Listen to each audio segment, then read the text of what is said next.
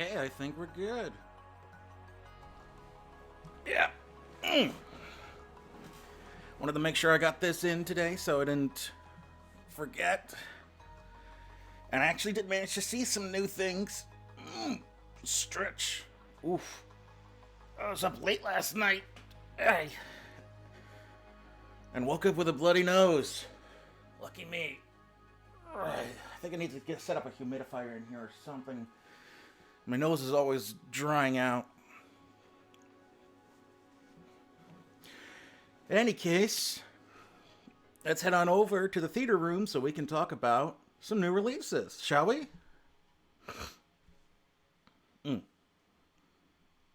I will still probably be sniffling and stuff from the bloody nose, as mentioned earlier, so do mind that. I apologize.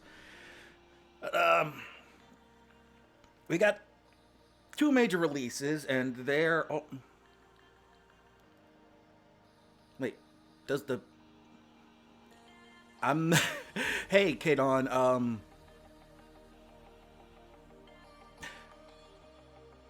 Sorry, my brain farted there for a second. It looked like a crime scene. Oh, yeah, I love doing the little portman... Oh, thankfully not. I was awake when it happened, and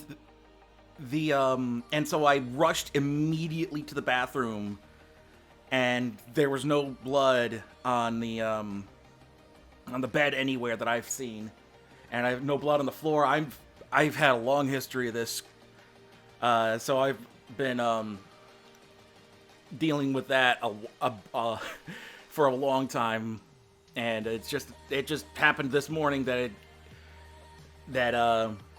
it was just about to start, and I ran to the bathroom and took care of it as best as I could.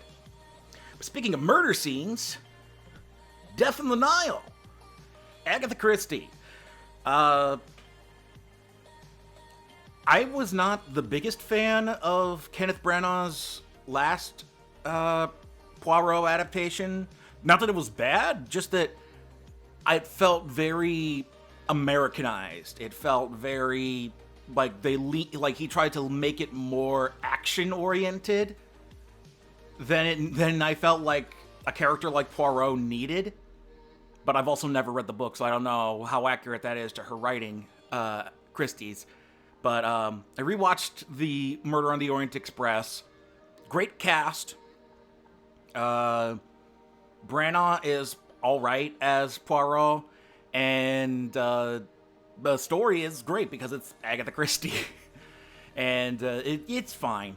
I get the feeling that the '70s one is probably better, but that Murder on the Orient Express, it's fine. Come to this one got delayed a bunch due to COVID, and I think it was delayed almost a whole year, and then finally came out just in time for Valentine's Day. Take your loved one to go solve a murder mystery. And I gotta say, I actually liked it more than Murder on the Orient Express. I think the difference comes in the setting. I liked the Nile setting more than I think it was the Alps in Murder on the Orient Express. They were somewhere up in the mountains in the snow. I like the Nile. I like the soundtrack. The soundtrack is gorgeous because it has all of these like old 30s style blues and jazz numbers, and it's so like it's so enjoyable to just listen to the music. And I think Branagh is starting to get more comfortable playing Poirot. We get a little bit more backstory here. We get to see him in World War One. We get to basically get the origin of his mustache, which seems kind of silly, but it's not played as comically as you might think. But overall, yeah, he's starting to really settle into playing Poirot. I think he's not. I don't think he's bad. I think he's better here than in Murder on the Orient Express, and it's still very American. It's still, you've got a bunch of action sequences that take place over the course of the movie, chase scenes and things like that. And they think some things seem to be built up to try and be more actiony than you would see in, say, a European or especially a British adaptation of the story. And that didn't bother me as much this time. I think it's just because I was already enjoying myself with the setting, with the music, and the cast, once again, is phenomenal. You've got the cast of both times have been excellent. Some of the best actors working today. This time around, there are some, the cast isn't perfect, like behind the scenes. You got Armie Hammer, who is, who became infamous for supposedly, I mean, if nothing else, he was abusive, but supposedly even like cannibalistic, according to some people. But I don't know if there was ever any confirmation of that. I just know he's became very infamous as in terms of as a person. And then of course you've got anti-vaxxer Letitia Wright, who is good in the movie, but seems to be just a pain in the ass to work with behind the scenes, sadly. Whereas last time you had another person who seemingly was a bit of an ass behind the scenes, Johnny Depp. So I mean, I guess that's par for the course. Great actors who have some of whom happen to be assholes. But you got Gal Gadot as the as basically this wealthy socialite woman who is in fear for her life, and for good reason, because she is targeted for murder. And it's up to Poirot to try and solve who is coming after her.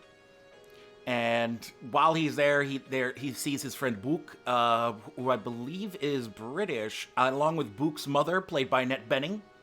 You've got Letitia Wright playing the niece and manager for a blues jazz singer, who provides most of the, I don't know if she actually does the singing, but she provides the in-universe singing for the movie.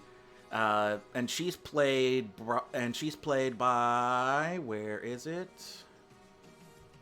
God. IMDb lists everybody in like this weird order. It's not in like, I have to do it through Wikipedia. For some reason, IMDb doesn't want to list them in a very odd order. I think it might be order of appearance, but I don't know.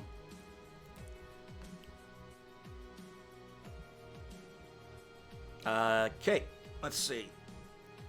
She's played by Sophie Okonedo, who was the princess in Ace Ventura: When Nature Calls, and has been in all kinds of stuff.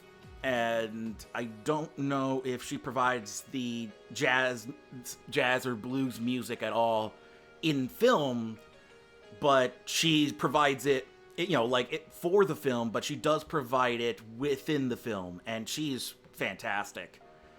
You've got Russell Brand, of all people, as almost unrecognizable. Dear Fact. Thank you for that, Kaidon. Let me pull up my Dear Facts. Let me see. Here's a good one.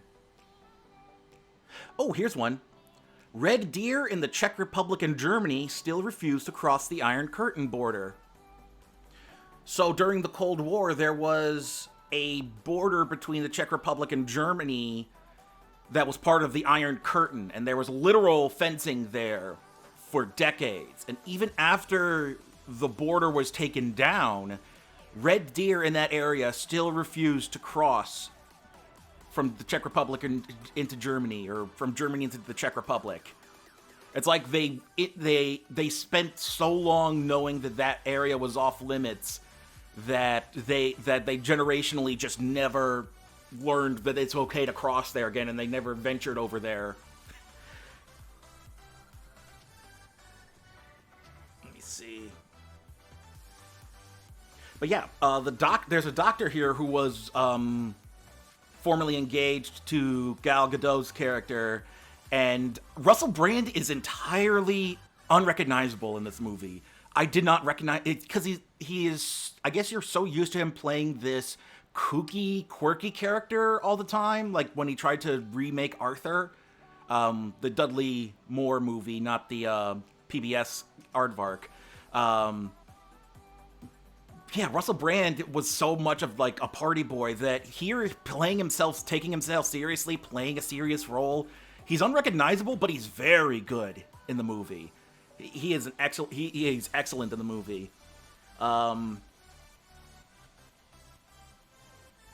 You've also got, who's the one woman? Emma Mackey is kind of the main suspect.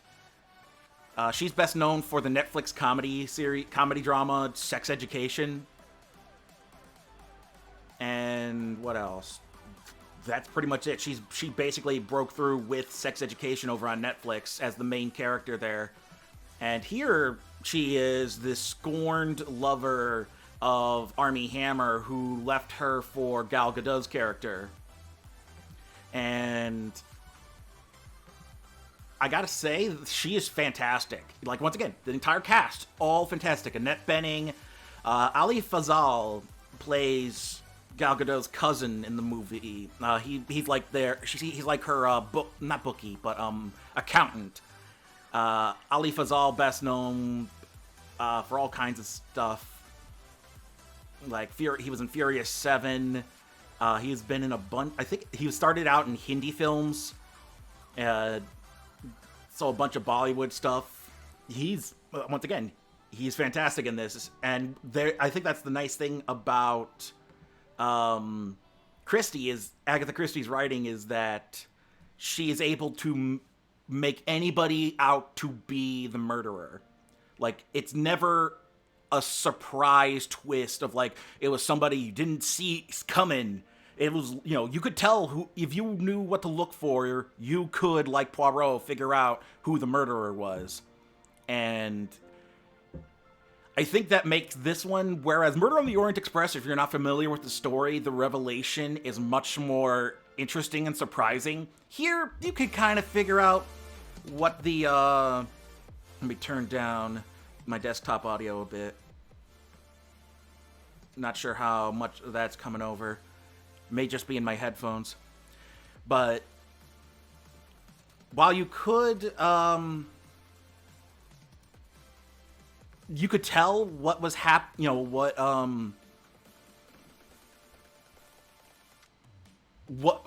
the murderer was if you knew what to look for. It's never like blatantly obvious. It's more like if you know what you're looking for, you can tell, you can figure it out on your own. So it's a bit more it's a bit more simple than Murder on the Orient Express, but it's not like inherently a bad story or anything like that. Is there anything else I wanted to mention about it? That was the other thing too. Is I don't know how true to the book this is, but Poirot and the jazz singer actually develop a budding romance that I thought was cute. He's very, they have a great tete-a-tete. Oh, and the other cast members, there are Jennifer Saunders and one of her old comedy partners, Dawn French, who way back in like I think the 90s had their own show on BBC or one of the British networks, and they're like Jennifer Saunders is a socialite turned communist who actually is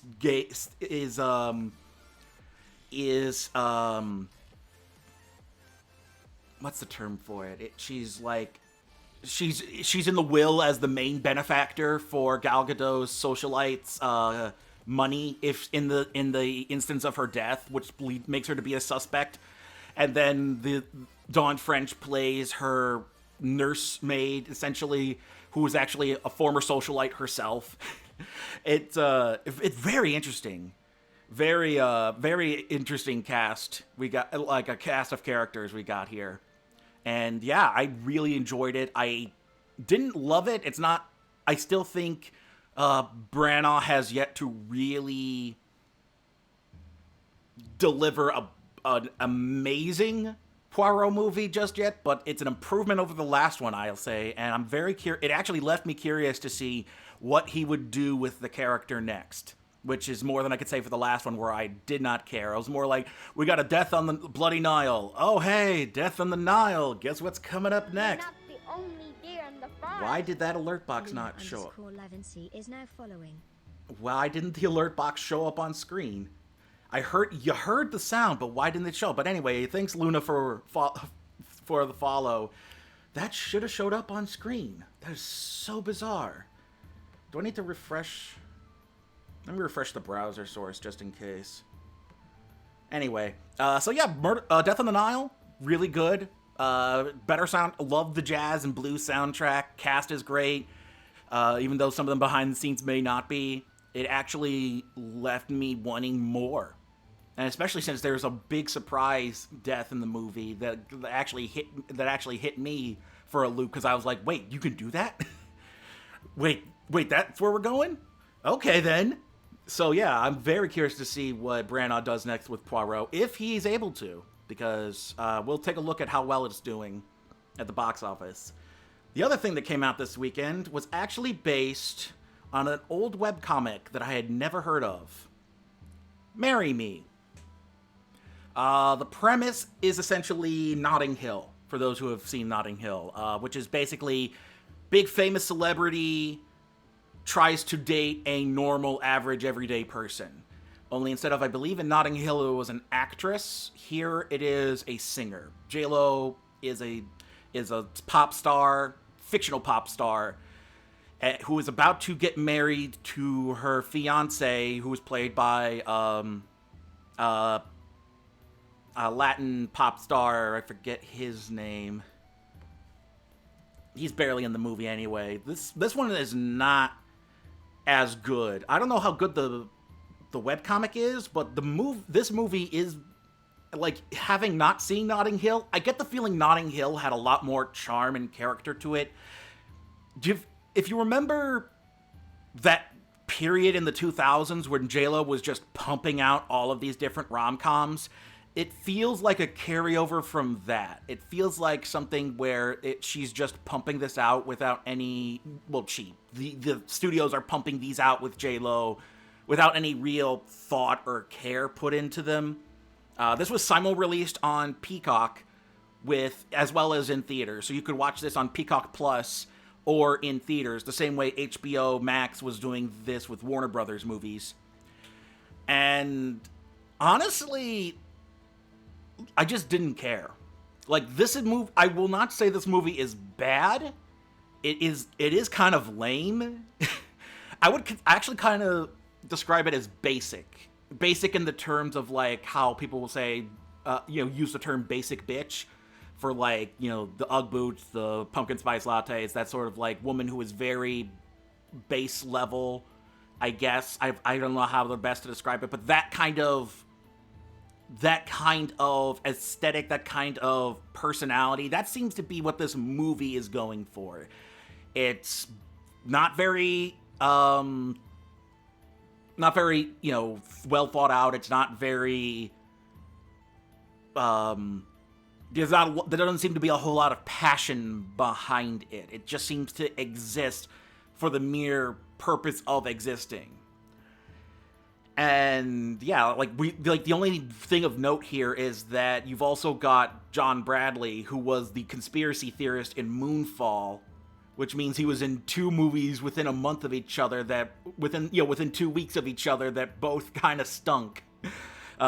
This one stunk in more of a banal way, whereas Moonfall stunk in why? Yeah, J-Lo's fine. Her music is all new music, but none of it really mattered. It's just fine.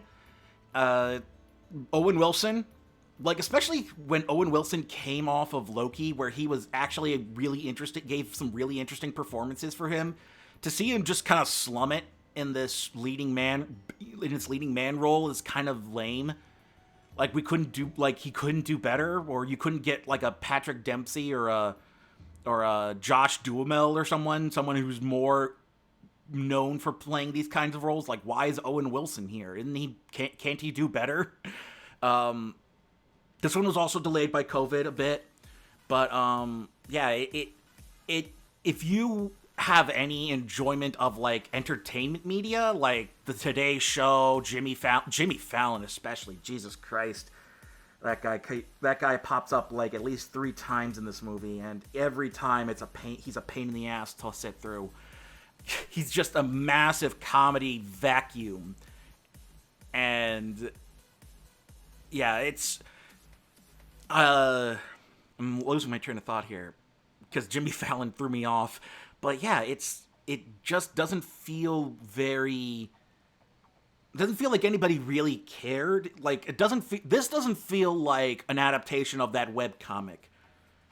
It feels more like they wanted to remake Notting Hill, and that the webcomic kind of gave them an in for that. Because that's the thing, is like if the webcomic was anything like this, that just means the webcomic was just Notting Hill but with a pop star. And I feel like there was more going on in the webcomic than what we see here. Like, the only things really going on are Owen Wilson's trying to get his daughter to participate in a math tournament thing. Like, you know how there's what's it called? I used to do it in high school. Oh god, what's the nerd thing where you buzz in and there's a term for it? Shit, it's been so long I've completely forgotten. Things like, basically an academic challenge. There it is. Basically that, but just for math. And the daughter, who is the girl from My Spy, who is very charismatic and charming in that. Here, she may as well not even exist. She's just she just adds nothing to the character. There's nothing for her to do, and she adds nothing to it. Sarah Silverman is there being obnoxious, only not as fun obnoxious as she usually is. And even the Latin star, Maluma, he is just there. Like, he's there to be the obnoxious fiance who is the more exciting, more quote unquote appropriate love interest for J-Lo.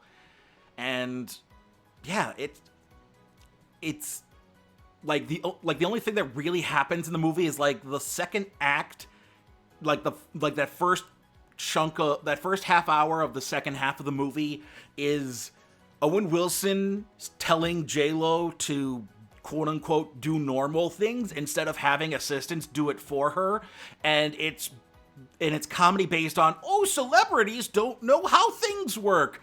Oh, is this how you work a blender? How do I do this thing? And it's that kind of really lame comedy.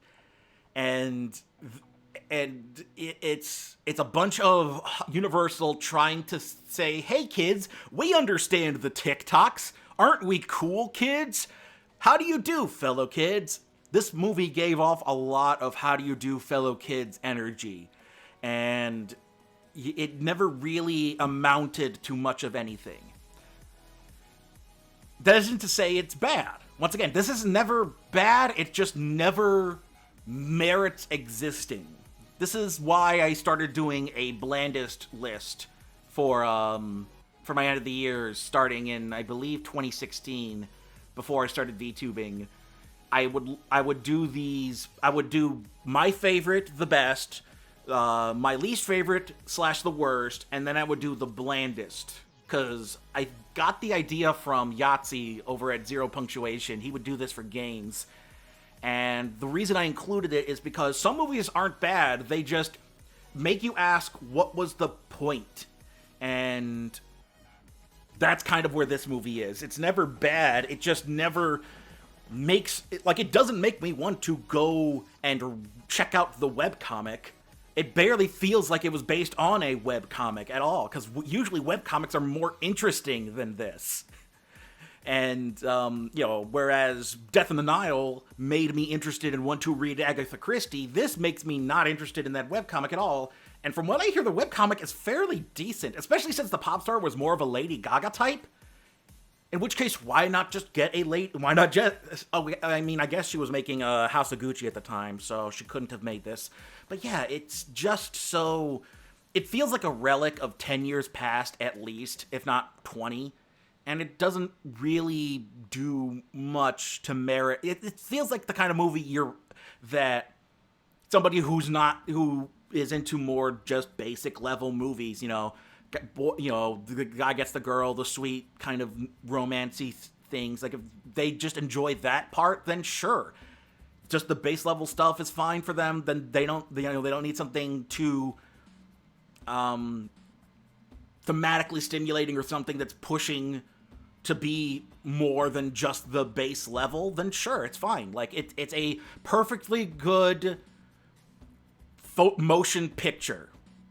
It's perfectly fine. And if that's what you go for, then sure. If you can enjoy just boring stuff between J-Lo and Owen Wilson, sure, I guess. But this clearly wasn't made for me in mind, and I didn't really get anything out of it. So I'm glad I watched it at home instead of paying $10 to get in the door to see it. But now for the big chunk of today's program, we're going to be talking about the Oscars, because the day after my last stream is when the nominations all dropped, and thankfully I saw a bunch of them already over the course of 2021, but there's a lot that I missed, and I'm surprised by some of the nominations. So going through the list, we've got Best Picture. If I was a better content creator, I would have probably gotten actual images for these instead of just the still image of the Oscar poster, but oh well. Best Picture, we've got Kenneth Branagh's other film from last year. The black and white drama Belfast. The Apple TV Plus original Coda, Children of Deaf Adults. The Netflix Adam McKay movie Don't Look Up. The Japanese film Drive My Car is pulling a Parasite and getting nominated in with the more American Hollywood releases, which I found interesting. That makes me want to check it out if they wanted to include this among the rest of the Best Picture, that they thought, you don't just belong in Best Foreign Language Film, you belong in Best Picture. That usually says something. You've got Dune, which was one of my favorite from last year. King Richard, which I expected. That's the story of Venus and Serena Williams' dad teaching them to play tennis in, I believe, Compton. I want to say Compton. The Guillermo del Toro movie Nightmare Alley is nominated for Best Picture. The Netflix film The Power of the Dog is getting a lot of love. That's, I believe, a period piece sort of Western, but it's based in the South, I want to say. I never got the chance to see it. And then Steven Spielberg's West Side Story. Very interesting, a lot of streaming stuff, a lot more streaming love from the COVID years here at the Oscars. Because Coda came from Apple TV Plus. Don't Look Up is from Netflix. Licorice Pizza is also nominated. The Paul Thomas Anderson drama, which I still need to see. But yeah, The Power of the Dog is also from Netflix. So yeah, a lot more love, a lot more appreciation for streaming movies. We'll see a bit more of that with the nominations. Actor in a leading role. The nominees are Javier Bardem for playing Ricky Ricardo in Being the Ricardos, Benedict Cumberbatch in The Power of the Dog, Andrew Garfield for Tick Tick Boom, so that's Amazon Prime, Netflix, and Netflix. Will Smith for King Richard, Natch. And then Denzel Washington in The Tragedy of Macbeth, which is now on Apple TV Plus, which I need to check out, because that looked great. It's a black and white sort of adaptation of Macbeth with Denzel Washington as Macbeth. And it looked like a great cast on top of that. Actor in a supporting role, Kieran Hines in Belfast. Troy Kotzer in Coda, he's a deaf actor who plays the father in the family, I believe. Jesse Plemons for The Power of the Dog. J.K. Simmons, who plays Fred's actor in Being the Ricardos, and Cody Smith-McPhee for The Power of the Dog. So 2 supporting actors from The Power of the Dog got nominated, as well as Benedict Cumberbatch and the movie itself. They really liked that movie. Either Netflix really pushed it on them, more likely. Best actress in a leading role, you've got Jessica Chastain for The Eyes of Tammy Faye. I've been meaning to see that. That looked really interesting. That's where she plays Tammy Faye Baker. And fellow nominee Andrew Garfield plays Jim Baker. Olivia Colman in The Lost Daughter. That was Maggie Gyllenhaal's directorial debut over on Netflix. I heard good things about that. Penelope Cruz in Parallel Mothers. Not familiar with that one at all. Nicole Kidman for being Lucille Ball in Being the Ricardos. And Kristen Stewart for playing Princess Di in Spencer. That's another one I've been meaning to watch. That one looked really good. For actress in a supporting role, you've got Jessie Buckley in The Lost Daughter. Ariana DeBose in West Side Story. She played Maria. Wait, no. Ariana DeBose couldn't have played Maria. She must be nominated for the same role Rita Moreno played. Anyway, Judi Dench for Belfast. Kirsten Dunst for The Power of the Dog. And Ingenue Ellis for King Richard. I believe she was one either Venus or Serena. I forget which. For Best Animated Feature, we've got Encanto, Natch. Flea, which I'm not familiar with, but it's over on Hulu if you want to check it out. I believe it's a Danish film. It's from Denmark. I believe it's a No, it's not a documentary. It's just an animated film. No, it is a documentary. Huh. Yeah, it's nominated 3 times here. We'll get to it later. Luca from Pixar, Natch. The Mitchells vs. the Machines, my favorite movie from last year. Not going to win because it's probably going to go to Encanto. And Raya and the Last Dragon. Because they weren't going to give it to Sing 2, obviously. But yeah, I kind of wish they didn't give it to Disney 3 times, essentially. Pixar, I get. They've always been nominated. Disney, once again, they're a separate company technically, even though they're both Disney-owned. And Luca and Encanto are both good films. Raya is not a bad film, per se, but I don't know if I would put it up there against, I don't know, what other animated movies came out last year? I don't know. Yeah, I wouldn't have nominated Raya and Encanto. That feels like cheating. That feels like saying, hey, Disney made 2 movies, let's put them both up there. That feels unfair. For cinematography, we've got Greg Fraser for Dune, Dan Louston for Nightmare Alley, Ari Wegner for The Power of the Dog, Bruno Del Bonell for The Tragedy of Macbeth, and Janusz Kaminski for West Side Story. And I've only seen the first and the last nominated films, so both of them looked good. Unless one of the other 3 looks even better, I would say it's anybody's win for that. I would be happy with anybody winning. For costume design, you've got Jenny Beavan for Cruella. Its only nomination, and honestly, I think it deserves to win. If nothing else, Cruella's fashion design was the best part of that movie. Massimo Cantini Perini, there's a name for you, and Jacqueline Duran for Cyrano. Cyrano is, I believe, an adaptation of Cyrano de Bergerac. Cyrano de Bergerac? Is that how you pronounce it? But that's starring Peter Dinklage in the lead, and that looked like a good movie. I wanted to check that out as well. Jacqueline West and Robert Morgan for Dune. Not bad. Costume design there for future. You can always bet on like sci-fi costume design being given a nod somewhere. Louis Sequeira for Nightmare Alley. And Paul Tazewell for West Side Story. I kind of want to give it to Jenny Beavan just because Cruella was, not to mention the fact that Cruella was about fashion, so the costume design was actually thematically important to the story. But that's just me. For directing, we've got Kenneth Branagh for Belfast, Ryusuke Hamaguchi for Drive My Car. Once again, Drive My Car getting a lot of love. I need to check that out. Paul Thomas Anderson for Licorice Pizza, Jane Campion for The Power of the Dog, and Steven Spielberg for West Side Story. Now, a betting man would probably give it to either Branagh or Spielberg, or maybe even Anderson, just because they're favorites of the industry. But I mean, if they really liked Drive My Car, they may give it to Hamaguchi.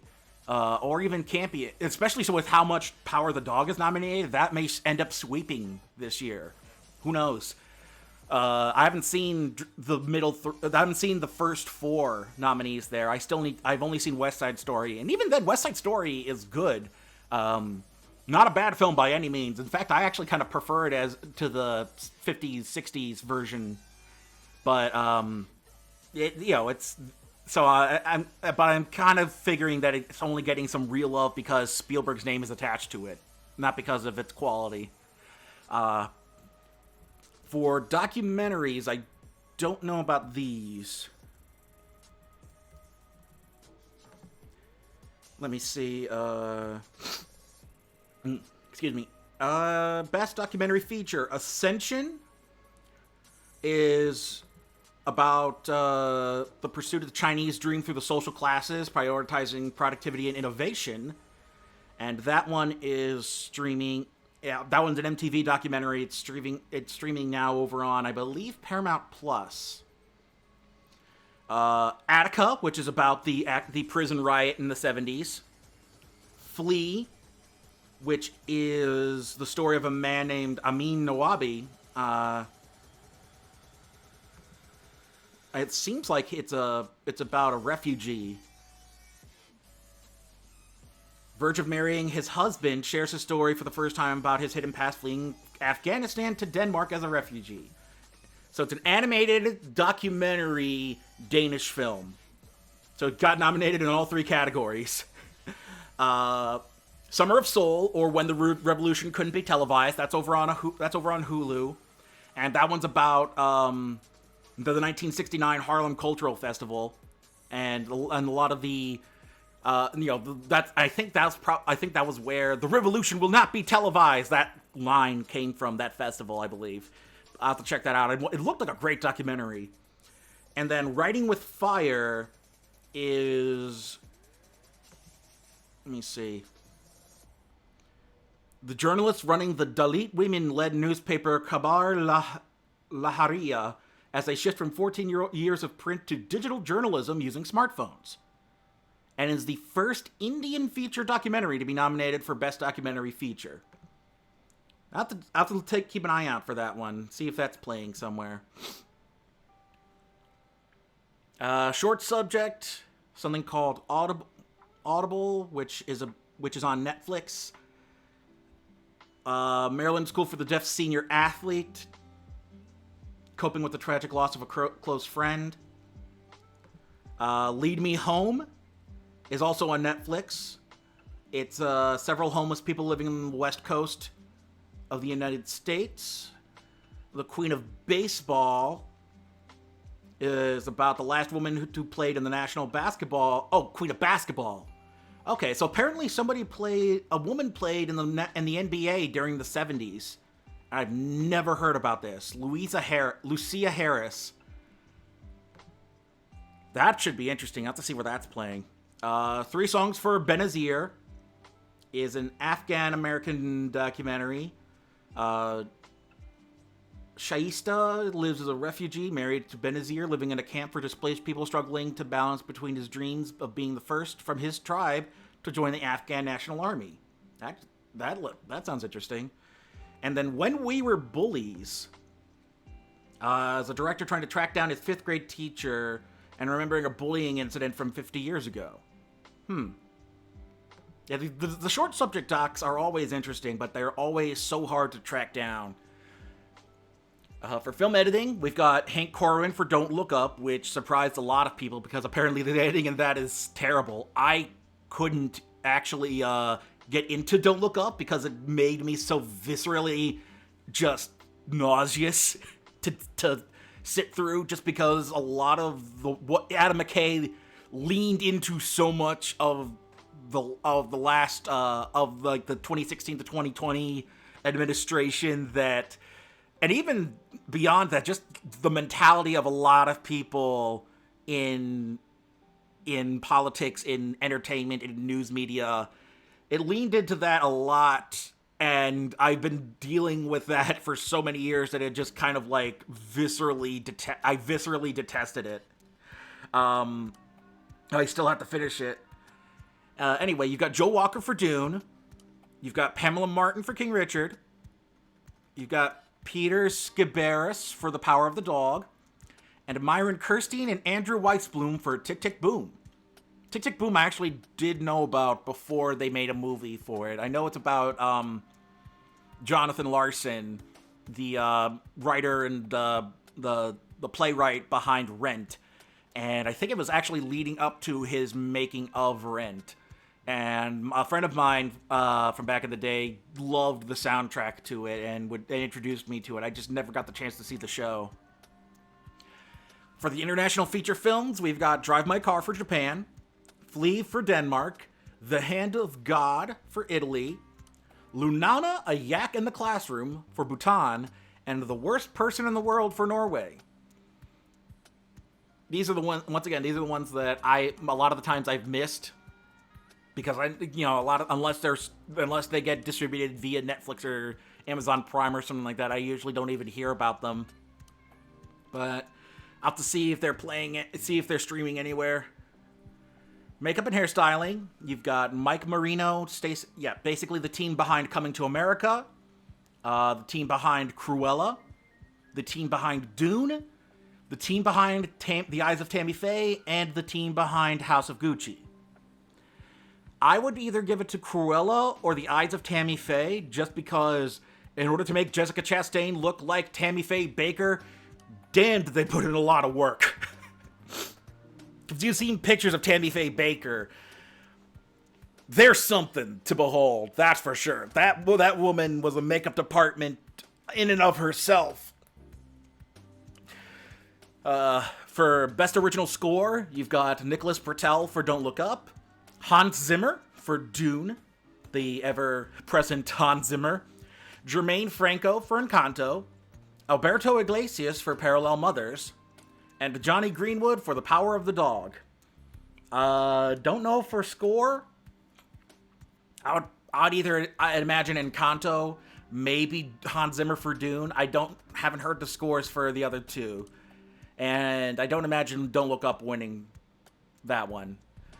Best Original Song, you've got Be Alive from King Richard, Dos Oruguitas from Encanto, which is the sad song played during Abuela's backstory towards the end, and that one makes sense. I'll get into that in a bit. Down to Joy from Belfast, No Time to Die from No Time to Die, the ever-present, if there's a Bond movie coming out, the theme is going to end up in the Oscars nominees. Somehow You Do from Four Good Days. Don't know the movie and never heard the song, so I have to check that out by itself. If it was any other year, I would probably give it to No Time to Die because Billie Eilish did such a good job with that song. But man, Dos Oruguitas, that is such a beautiful number. And people are maybe wondering, well, wait, why not? We Don't Talk About Bruno. Why isn't that one nominated? Probably because the nominees were listed in December before We Don't Talk About Bruno became a, number one hit. We Don't Talk About Bruno was barely an earworm for people before, back when the nominees were being submitted. And so Disney probably figured, look, if the Academy's gonna pick anything, they're gonna pick the sappy song for the sad backstory moment of the movie. They're not gonna pick, they're not always gonna go for the big dance number that everybody actually likes. But in this case, Dos Oruguitas is a very good song in and of itself. The entire, literally any of the songs from Encanto could have been nominated, and I would have said, pick that one. About halfway through, we're gonna rush through these real quick.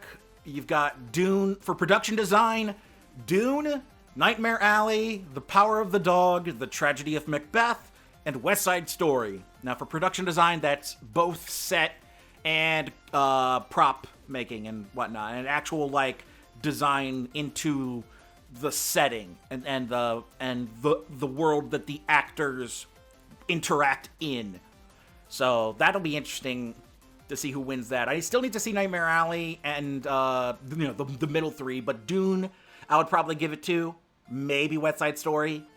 Although The Tragedy of Macbeth looked like a Bertolt Brecht play, which I actually really dug. Short film animated. Once again, most people don't really see these anywhere. So you've got one called Affairs of the Heart, one called Bestia, one called Box Ballet, one called Robin Robin, and one called The Windshield Wiper. Short film live action, you've got Ala Kachu Take and Run, Ala Kachu or Take and Run, The Dress, The Long Goodbye, On My Mind, and Please Hold.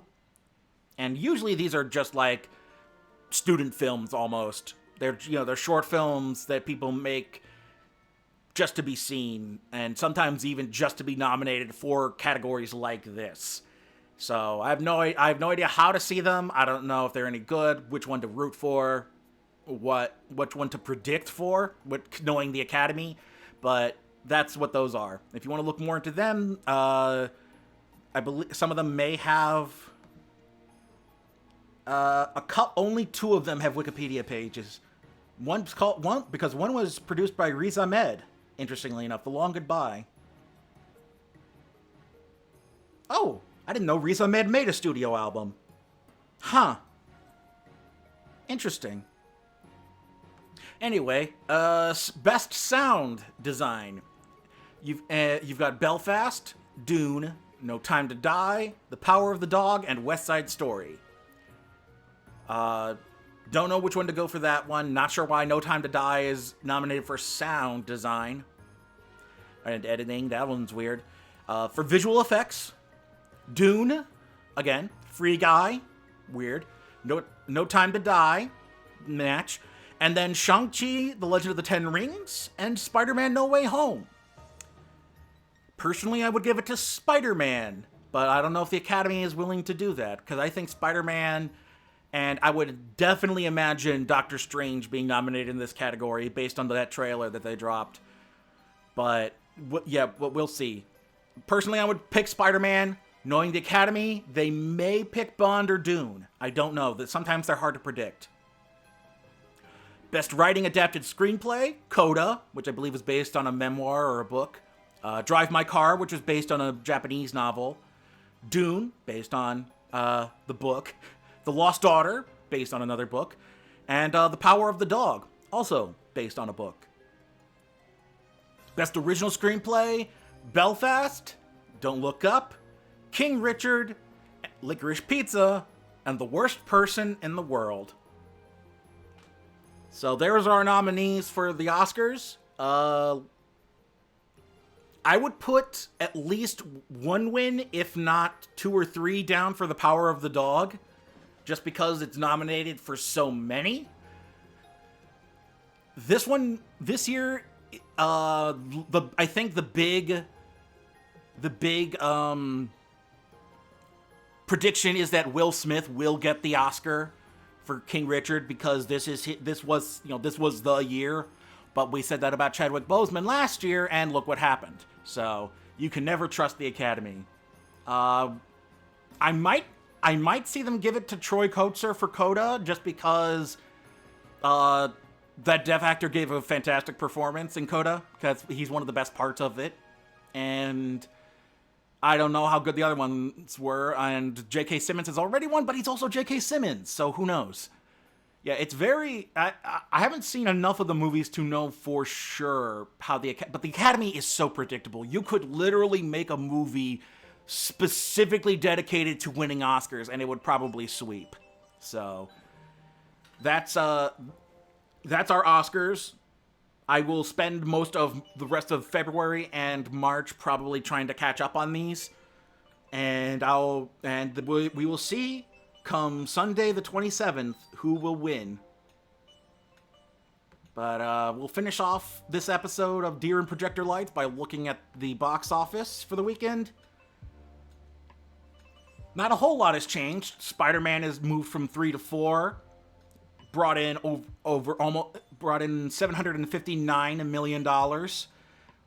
You've got Moonfall dropping from 2 to 7 and only bringing in $2.8 million this weekend. Still just an abject failure.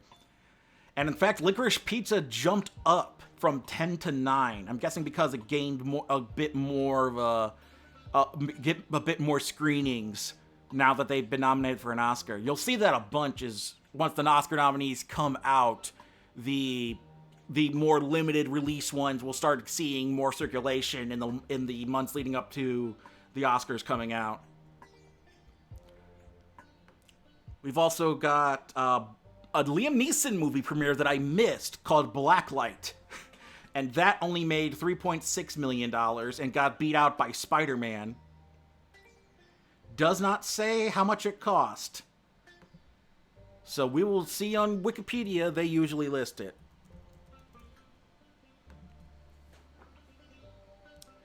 $43 million. It made 3.6. Oh, lovely. You'll love to see it. Poor Liam Neeson, he deserves so much better than this.